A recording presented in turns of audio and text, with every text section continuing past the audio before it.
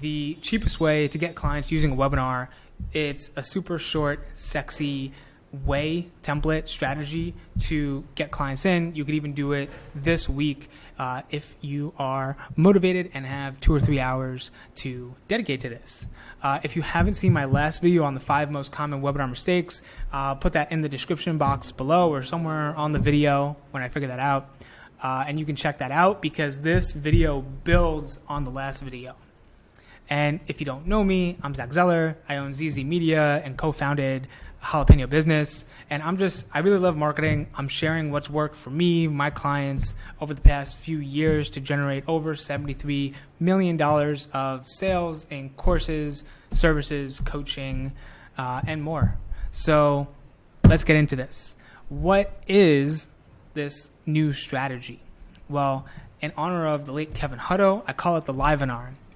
And a few weeks ago, I was talking with my friend. She's in sales, working with clients, helping them get more leads, convert them more, typical marketing stuff. And she was working on building a whole webinar funnel for them. And I snapped because webinars are good tools. And I'll talk a little bit about what the only focus of a webinar should be in a second.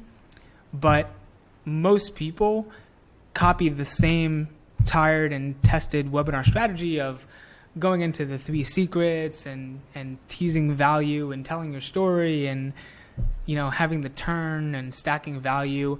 And it worked in the past, but for a lot of markets and a lot of prospects, they've seen it. It's not exciting. They know to expect watered down value and a pitch at the end. That's why it doesn't work as much. In addition to the 5 other reasons I give in the video from last week, that's why webinars don't really work or may not be super effective for your strategy. So I told her to do this instead. And they loved the strategy. She loved it. The client loved it enough to just hire me on the spot to help them implement it. Now, the starting assumptions and premises of this is that a webinar has one main focus: to spend time with people. Now, to get them to buy, this is really cool. Webinars have to accomplish 3 things. You need awareness, engagement, and the conversions. And that's the power of a webinar, because you're able to let them know who you are, what you do, all of that. You're able to get them engaged by having them comment, ask questions, learn as you go. And you're able to get conversions by making sales, booking calls right on the webinar. So that's the idea of webinars. And it's a really straightforward type of funnel or sales process. Now, people are burnt out on webinars, but you can still take absolute strangers and turn them into clients with a similar strategy. And I noticed some smart marketers doing this up to a few years ago. Ty Lopez is a really good example where he was running these 2 or 3 hour long lives as ads. And they were essentially webinars. They were him talking for at least very long, 2 or 3 hours, and sending those videos to cold traffic, getting tons and tons and tons of sales, because he wouldn't have done it for such a long period of time and repeated that if it wasn't working. And now I'm not saying you need to go for 2 or 3 hours and get massive shoulders like Ty Lopez from just holding your camera up and filming selfie style. You could do this a lot faster, usually 10 to 20 minutes of a video that's not even live, that you could use as an ad. You could post it organically. You could send it in an email. It's a really versatile, powerful tool that does all 3 of those things: generates awareness, gets engagement, and gets you the conversions. So let's go into the 5 steps of building your Livenar. And these 5 steps build on each other as you go deeper into the presentation. And so you're going to first start with proof. Proof is amazing because it ties into something I call smart copywriting. Now, copy is really good if it's smart, where it's specific, measurable, achievable, realistic, and timely. And going and leading with a proof element gives you all of those in a way where you don't have to make any claims. So if I tell you, hey, last month I made a client $56,000 in bolt-on revenue from a campaign that involved no ads, no creation of new assets, no anything like that, that's intriguing because you want to know what I did to be able to get those results for yourself if you're in the market. And if you're not, you probably don't care. It could be very simple in another context of just saying, hey, I helped Marta avoid knee surgery over the past 3 months doing these simple exercises, and now she could run again, right? And so, again, that creates a very specific image, and it's really good copy, and people don't have their bullshit receptors up because you're not promising to do it for them. You're just saying, hey, here's a result I achieved for myself, for someone else, and if you want to know why, keep watching. That gets people in the door. Now what you want to do is share a little bit of your framework, a little bit of your advantage, and you want to keep it at a top level of just starting with why. The reason for this is you are too smart for your own good. You're an expert, and as an expert, you suffer from something called the curse of knowledge. If you go too far into the details right away, you're going to start overwhelming people. They won't get it. They need to, like a tree, have a trunk or a base of knowledge, which is your strategy, which is your why, and then they can expand and understand the nuances in their head as you branch out. So starting with why, super duper important, and going into a big picture overview. So for example, with the email client, right, from last month, and we'll just continue on with this example because I could talk about it off the top of my head very easily. We made $56,000 and we did it with 3 simple steps. We got them seen in the inbox. We got them sales, great. And we got them, I don't know. What's another one? I'll make this up really quick. But we got them seen, we got them sales, and we got them systems, which is a lot of the automation, which is really awesome because we could send more emails without actually writing more or doing anything crazy. So that's kind of like the framework that we unpack and we do. Now, for step 3, since you didn't go too deep into the whole details, into the weeds of what you do, you want to first start by breaking their beliefs. Because if I tell you, hey, we got this email client, we got their email seen, we got them conversions, and we got them set up with systems, you're probably thinking in your head, okay, maybe this won't work for me. Maybe he has a high-ticket product or a whole catalog of courses, or he's super high status, or something else that would stop you from even acting on the information to getting the result.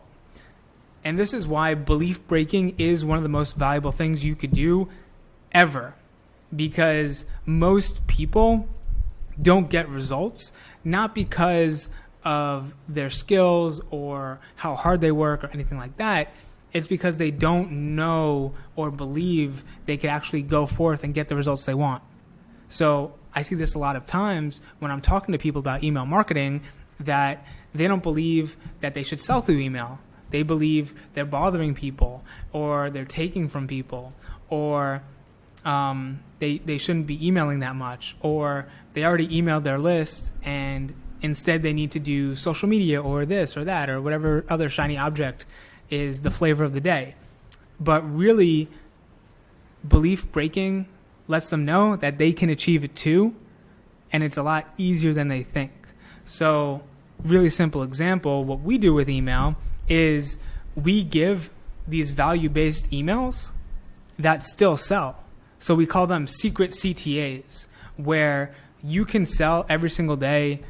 Even sending, some clients we send 2 to 4 emails a day, and they all make sales because they're all valuable content-based emails that have these secret CTAs. And if you understand how to properly ask for sale in an email, it becomes super valuable. People still open, people still read, people still buy.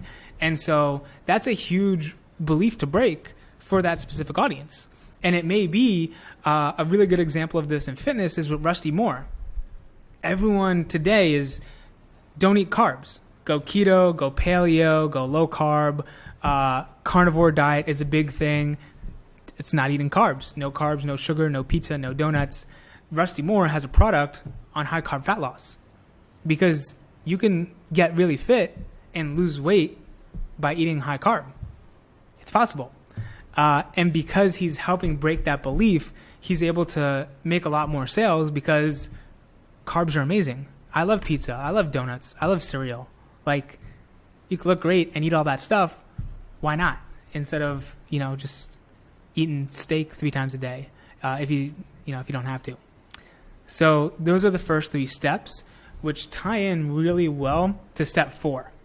Because what you want to do here is go over what's stopping them, not necessarily what they need to do. And you'll notice each step has 2 parts. Part of it is you want to continue to push them forward and build in that curiosity. The other part is you want to be providing that value and providing hints. So I love my dog. I rescued a mutt off the streets of Puerto Rico a few months ago, and I'm crate training her. Problem is, she doesn't always like to go in her crate, especially when it's 9, 10 o'clock at night and I'm trying to go to sleep. So what I do is I don't just pick her up and throw her in the crate because I don't want her to associate the crate with a punishment or me manhandling her or anything like that. Instead, I just take a few of her bits of dry food and I make a little trail that she eats step by step by step until she's into the crate. And she's happy, she's fed, and I'm happy that she's chilling in the crate and she's enjoying it and associating it positively. That's exactly the same thing we're doing here. Ultimately, your client doesn't want to go to bed. They know, and you know that, hey, if they get what they need, right? If they're going to sleep at a normal time, if they're on this normal schedule, they're going to be happier, more productive. It's a win-win for everyone. They don't want to change. They're stuck. And so what you're providing is this little breadcrumb trail of little treats to get them to that point. So I just wanted to interject that right there because that's super important. And step 4 is talking about what's stopping them, because that's what's mostly on their mind right now. You're telling them, hey, you have something new, you have something amazing. They don't really know what it is yet, and that's totally fine because in their head, they're coming up with all sorts of excuses. It's like, okay, great. I want to start my own business, but it's going to take a lot of time. I want to get fit and work out, but I don't want to give up pizza. I want to be able to, depending on what your niche is, right? I want to be able to rock climb, but I don't want to get injured. I want to have a pet dog, but I don't want her to poop in the house. So this is the point where you think of their biggest reasons why they haven't gotten what they want, and you focus on helping them. One of the best examples I saw is in training people how to get better at marketing. One of the beliefs they had is, hey, work is boring, work is hard, writing is not fun. And we would say it's actually the opposite. Because with writing copy, it's actually not about writing well, it's about writing simple. So if you could write at a 3rd grade level, you're good enough to get paid being a copywriter. Example we used in selling copy, and that's what the 4th step is, which leads into the 5th, because as you've built this up, the next logical conclusion is for them to get your service or product. So to recap, you want to start with specific proof that helps you create smart copy, capture attention, and suck in your audience. Then you want to go into your framework. So on a very high level, how did they get that result? Step 3 is breaking the beliefs. So how did they see the game differently that allowed them to get that result? And what did they do differently to get that result, which is why your solution works even better. Step 4 is go over what's stopping them and really tie that into how your solution can help them. Fifth is your solution or product. So really simply, we start with proof.